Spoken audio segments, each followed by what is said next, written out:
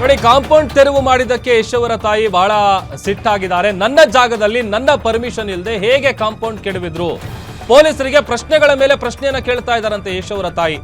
ತಮ್ಮ ವಕೀಲರ ಜೊತೆಗೆ ಬಂದಿದ್ದಾರೆ. ಯಶ್ ತಾಯಿ ಪುಷ್ಪಾ ಅವರು ಹಾಸನ ಬಡಾವಣೆ ಠಾಣೆಗೆ ಬಂದಿದ್ದಾರೆ. ಅಲ್ಲಿ ಪೊಲೀಸರಿಗೆ ಪ್ರಶ್ನೆಗಳ ಮೇಲೆ ಪ್ರಶ್ನೆಗಳು ಕೇಳ್ತಾ ಇದ್ದಾರೆ.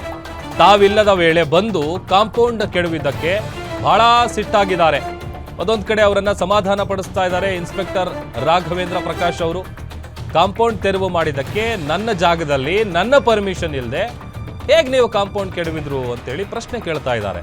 ಮತ್ತೆ ಇಬ್ರು ಬಂದಿದ್ದಾರೆ. ಈಗ ಇಲ್ಲಿ ಪೊಲೀಸರಿಗೆ ಪ್ರಶ್ನೆ ಮೇಲೆ ಪ್ರಶ್ನೆ ಕೇಳ್ತಾ ಇರುವಂತ ಯಶ್ ಅವರ ತಾಯಿ ಪುಷ್ಪಾ ಅವರು ವಕೀಲರೊಟ್ಟಿಗೆ ಬಂದಿದ್ದಾರೆ. ಎಸ್ ಚೇತನ್ ಮತ್ತಷ್ಟು ಡೀಟೇಲ್ಸ್ ಅನ್ನ ಕೊಡ್ತಾರೆ. ಚೇತನ್, ಇಬ್ರು ಕೂಡ ಪೊಲೀಸ್ ಠಾಣೆಗೆ ಬಂದಿದ್ದಾರೆ. ಮತ್ತೊಂದು ಕಡೆ ಯಶ್ ಅವರ ತಾಯಿ ಅವ್ರ ಪರ್ಮಿಷನ್ ಇಲ್ಲದೆ ಹೇಗೆ ಕಾಂಪೌಂಡ್ ಕೆಡವಿದ್ರು ಅಂತ ಹೇಳಿ ಪ್ರಶ್ನೆ ಮೇಲೆ ಪ್ರಶ್ನೆ ಕೇಳ್ತಾ ಇದ್ದಾರೆ. ಬಹಳ ಸಿಟ್ಟಾಗಿದ್ದಾರೆ ಅಂತ ಗೊತ್ತಾಗ್ತಾ ಇದೆ. ಏನ್ ಡೀಟೇಲ್ಸ್ ಸಿಗ್ತಾ ಇದೆ ಚೇತನ್? ಎಸ್ ಪ್ರಭು, ಇದಕ್ಕೆ ಈ ಪ್ರಕರಣಕ್ಕೆ ಸಂಬಂಧಿಸಿದಂತೆ ಈಗಾಗಲೇ ದೂರುದಾರ ದೇವರಾಜ್ ಇದ್ದಾರೆ. ಆತ ಕಂಪ್ಲೇಂಟ್ ಅನ್ನು ಕೊಟ್ಟಿದ್ರು. ಜೊತೆಗೆ ನನ್ನ ಹತ್ರ ಆದೇಶ ಇದೆ ಅನ್ನೋ ಕಾರಣಕ್ಕೋಸ್ಕರ ಯಶ್ ತಾಯಿ ಪುಷ್ಪಾ ಅವರಿಗೆ ಒಡೆತನದಲ್ಲಿದ್ದಂತಹ ಕಾಂಪೌಂಡ್ ನ ತೆರವುಗೊಳಿಸಿದ್ರು. ಈ ಸಂಬಂಧಪಟ್ಟಂಗೆ ಏನು ಪುಷ್ಪಾ ಇದ್ದಾರೆ, ಅವರ ಚಿಕ್ಕಮ್ಮನ ಮಗ ದುರ್ಗಾ ಪ್ರಸಾದ್ ಏನಿದ್ದಾರೆ, ಅವರು ಕೂಡ ಠಾಣೆಯ ಮೆಟ್ಟಿಲೇರಿ ಕೌಂಟ್ರು ಕಂಪ್ಲೇಂಟ್ ನನ್ನ ಕೊಡುವಂತ ಕೆಲಸ ಮಾಡಿದ್ರು. ಈ ಸಂಬಂಧಪಟ್ಟ ಈಗಾಗಲೇ ಒಂದಷ್ಟು ವಿಚಾರಣೆ ನಡೀತಾ ಇತ್ತು. ಇದರ ಬೆನ್ನಲ್ಲೇ ಇವತ್ತು ಪುಷ್ಪಾ ಮತ್ತೆ ಅದೇ ಪ್ರಕರಣಕ್ಕೆ ಸಂಬಂಧಿಸಿದಂತೆ ಈಗಾಗಲೇ ಠಾಣೆ ಮೆಟ್ಟಿಲೇರಿರತಕ್ಕಂಥದ್ದು.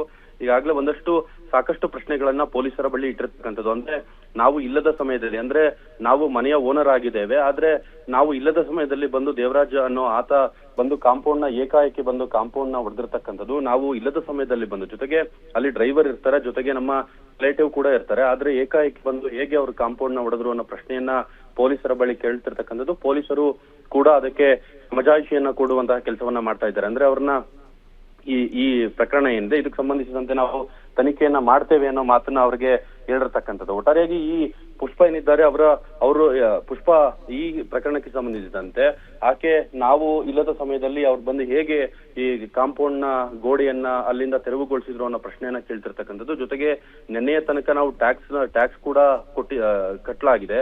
ಜೊತೆಗೆ ಒಂದಷ್ಟು ನಗರಸಭೆಯಿಂದ ಈ ಖಾತೆ ಕೂಡ ನಮ್ಮ ಹೆಸರಿಗೆ ಇರುವಂತಹ ಕಾರಣಗಳಿದೆ. ಹಾಗಾಗಿ ಆತ ಹೇಗೆ ಬಂದು ಅದನ್ನ ತೆರವುಗೊಳಿಸಿದ್ರು ಅನ್ನೋ ಪ್ರಶ್ನೆಯನ್ನ ಈಗ ಕೇಳ್ತಿರ್ತಕ್ಕಂಥದ್ದು.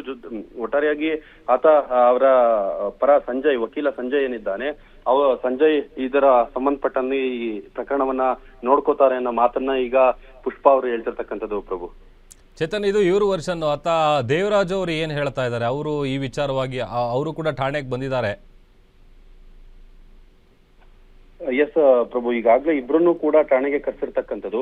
ಪುಷ್ಪಾ ಈ ಸಂಬಂಧಪಟ್ಟಂತೆ ಪ್ರಕರಣಕ್ಕೆ ಸಂಬಂಧಿಸಿದಂತೆ ಯಾವಾಗ ಅವರು ಕಂಪ್ಲೇಂಟ್ ನ ಕೊಡ್ಲಿಕ್ಕೆ, ಅಂದ್ರೆ ನಾವಿಲ್ಲದ ಸಮಯದಲ್ಲಿ ಬಂದು ಅಲ್ಲಿ ಕಾಂಪೌಂಡ್ ನ ತೆರವುಗೊಳಿಸಿದ್ರು, ಜೊತೆಗೆ ಒಂದಷ್ಟು ಬೆಲೆ ಬಾಳುವ ವಸ್ತುಗಳಿತ್ತು, ಆ ವಸ್ತುಗಳು ಕೂಡ ನಮ್ಮಲ್ಲಿ ಈಗ ಕಳವಾಗಿದೆ ಅನ್ನೋ ಕಾರಣಕ್ಕೋಸ್ಕರ ಕಂಪ್ಲೇಂಟ್ ನ ಕೊಡಲಿಕ್ಕೆ ಬಂದಂತ ಸಮಯದಲ್ಲಿ ಆ ಠಾಣೆಗೆ ಇಬ್ರನ್ನು ಕೂಡ ಪೊಲೀಸರು ಕರೆಸಿರ್ತಕ್ಕಂಥದ್ದು.